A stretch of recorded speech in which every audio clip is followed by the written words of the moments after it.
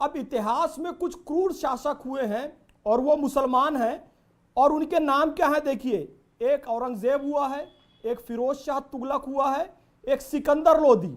इनमें औरंगजेब को छोड़कर फिरोज शाह तुगलक और सिकंदर लोदी की माता हिंदू थी। तो इन्होंने इतनी क्रूरता दिखाई कि कहीं मुफ्ती और उलेमा हमको कच्चा मुसलमान ना समझ लें क्योंकि माता हिंदू है। इसलिए इन्होंने और ज्यादा मंदिरों को तोड़ा, हिंदुओं पर अत्याचार किया और जजिया कर लगाया, अपने आप को सच्चा पक्का मुसलमान सिद्ध करने के लिए। नहीं, मेरा पॉइंट है, संगीत सोम ने जो बयान दिया है उस बयान को आप किस तरह से लेते हैं कि औरंगजेब की निशानी मिटा देना चाहिए और काशी मथुरा दोनों में हम कोर्ट का सहारा नहीं लेंगे? देखिए, मैं बहुत पहले से कहता आ रहा हूं कि छत्रपति शिवाजी के शौर्य का प्रतीक औरंगजेब की कब्र नहीं है, कल्याण का किला है, रायगढ़ का किला है, जिस पर उन्होंने विजय प्राप्त की और छत्रपति की उपाधि धारण की। दूसरी बात, और हम पहले से प्रगतिशील मुसलमान कहते रहे हैं कि जिसका जो हक है वो दे देना इस्लाम हमें सिखाता है। तो एक कोर्ट केस लड़कर लिया गया, ये आपका इस्लाम सिखा रहा है, ये आपका इस्लाम सिखा रहा है, लेकिन अजीज भाई का इस्लाम ऐसा नहीं सिखा रहा है, वो इसके पक्ष में नहीं है। तो हम जो नहीं, इस्लाम अलग अलग नहीं है। पैगंबर हजरत मोहम्मद सल्लल्लाहु अलैहि वसल्लम को अमीन कहा गया, अमानतदार, सादिक कहा गया, सच्चा। यदि स्थान हिंदू भाइयों की अमानत हमारे पास है काशी और मथुरा का, तो मुसलमानों को आपसी समझबूझ से कम 2 स्थान और दे देना चाहिए। नबी की सुन्नत है, अजीज भाई से पूछिए हमारे नबी का नाम अमीन है कि नहीं है, सादिक है कि नहीं है। Okay, Aziz Khan has a response. Okay Aziz Khan, Chhaava film जिम्मेदार है आपको लगता है इस पूरे औरंगजेब एजेंडे के लिए? छावा की फिल्म जिम्मेदार है जैसे मौलाना साहब बोल रहे हैं, उसे बैन करना चाहिए? गृह मंत्री अमित शाह को कौन जिम्मेदार है सर? अरे सर सुनिए ना, एक लोग जिम्मेदार नहीं है, ये एक चीज जिम्मेदार नहीं है, इसमें जिम्मेदारी बहुत सारे लोगों की है। कुछ लोग आज तमाम समस्याओं से घिर गए हैं और घिरने पर जब उनके पास जवाबदेही नहीं है, वो जवाब नहीं दे पा रहे हैं, तो ऐसी स्थिति में तमाम की बात का सहारा, औरंगजेब का सहारा, तमाम आक्रांताओं का सहारा, पता नहीं किसका सहारा ले रहे हैं। सच्चाई क्या है ये मैं आपको बताना चाहता हूं। फैज खान की बात का जवाब। फैज खान क्या बोलेंगे? मैं फैज खान के बारे में सिर्फ इतना कहूं कि इस्लाम क्या है, समाजवादी पार्टी क्या सोचती है कि मस्जिद की अज़ां हो या शिवालय का सजर हो, अपनी तो यह हसरत है किसी तरह शहर हो। ये है इस्लाम और ये है समाजवादी पार्टी। फैज खान को शायद पता होना चाहिए। दूसरी बात, मैं इंपॉर्टेंट बात कर रहा हूं, मैं इंपॉर्टेंट बात ये कह रहा हूं सर, 2 स्थान यही तो कह रहे हैं, मुंबई महाराष्ट्र की स्थिति क्या के लिए 2 स्थान दे दीजिए। सर सुनिए, अब 1 मिनट फैज भाई शांत रहिए आप नहीं, मुझे बोलने दे, आप पहली बार बोल रहे हैं, आप मुझे बोलने दे सर। आप सर मैं बताना चाह रहा हूं कि महाराष्ट्र सरकार 9.32 लाख करोड़ का कर्ज उस पर है। लॉ एंड ऑर्डर महाराष्ट्र की बिल्कुल बिगड़ चुकी है, ध्वस्त है। बाबा सिद्दीकी की हत्या हुई, सैफ अली खान के घर पर अटैक हुआ, सलमान खान के ऊपर लगातार अटैक हो रहा था। इन सारी समस्याओं को अगर देखा जाए तो महाराष्ट्र सरकार के पास कोई जवाब नहीं।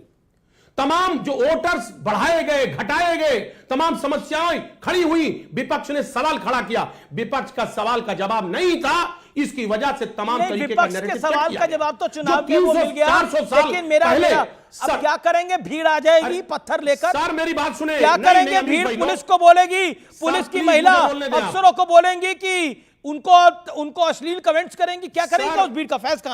फैज खान जवाब, फैज खान जवाब, अजीज खान की बात। ओके, आप दोनों ही खान हैं, दोनों ही खान हैं। रमजान का पाक महीना चल रहा है, इत्मीनान से ठंडे होकर चर्चा करिए। ओके, मेरे दो फैज खान आपका जवाब 30 सेकंड। इंपॉर्टेंट बात कर रहा हूं मैं आपसे। जी जी जी जी जी ये जो घटना हुई है नागपुर की, डीसीपी साहब पे हमला भी हुआ है और वो पूरी प्लानिंग के साथ पहले से बम भी रखे गए, वहां पर गुलेलें भी रखी गई, वहां पर पेट्रोल बम रखे गए, पत्थर रखे गए। ये प्लानिंग में पहले भी कह रहा हूं, ये कश्मीर मॉडल है, जो कश्मीर में सेना पर पत्थरबाजी होती थी।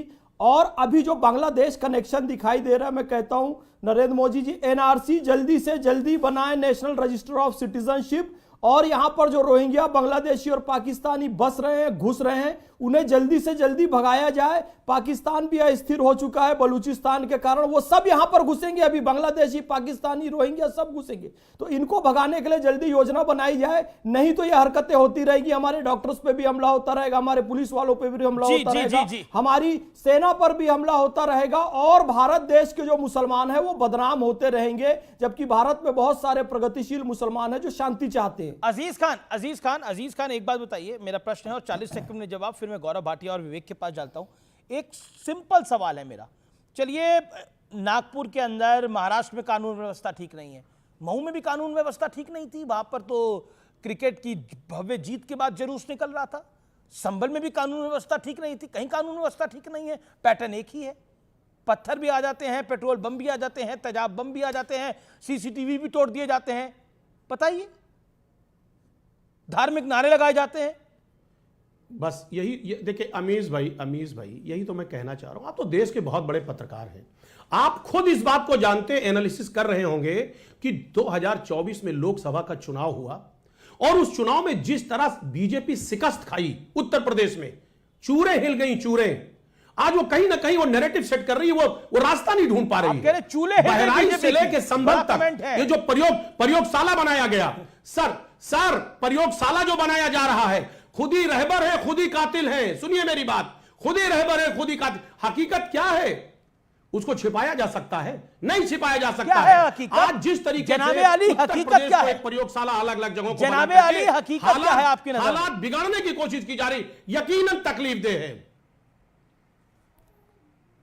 देखिए ये संक्रमण का काल है। भारत जब अपने गौरव की तरफ बढ़ता है ना, जैसे कि फैजाबाद अयोध्या हो गया, जैसे कि इलाहाबाद प्रयागराज हो गया, भारत अपने प्राचीन गौरव की तरफ बढ़ रहा है। संक्रमण का काल चल रहा है, आतंकी तत्वों पर, असामाजिक तत्वों पर कार्रवाई हो रही है, देश को सजाया जा रहा है, स्वच्छ किया जा रहा है, सुंदर किया जा रहा है। तो इनको लगता है बड़ा कमेंट करा है आपने, बीजेपी की चूल्हे हिल गई, ये बड़ा कमेंट है अपने आप में।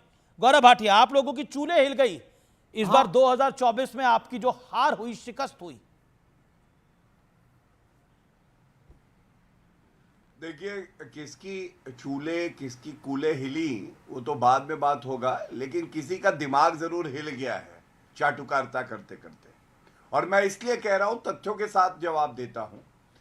10 जगह पे बायपोल हुआ उत्तर प्रदेश में, 8 में जीते भारतीय जनता पार्टी और 2 में जीती टूटी फूटी साइकिल जिसका टायर है पंचर, और यहां पे आके कह रहे चूल्हे हिल गए, कूले हिल गए। मैं इतना ही कहूंगा, ये चिंगारी लगाई किसने अमीश भाई? इनके लिए अर्ज कर देता हूं, जाके ये कह दे कोई शोलों से, जाके ये कह दे कोई शोलों से, चिंगारी से, फूल इस बार खिले हैं बड़ी तैयारी से, और इसलिए ये आग लगा नहीं पाएंगे। अबू आजमी ने चिंगारी बन के शुरुआत करी, अखिलेश यादव ने कहा यह अभिव्यक्ति की आजादी है, उनको पार्टी से नहीं निकाला।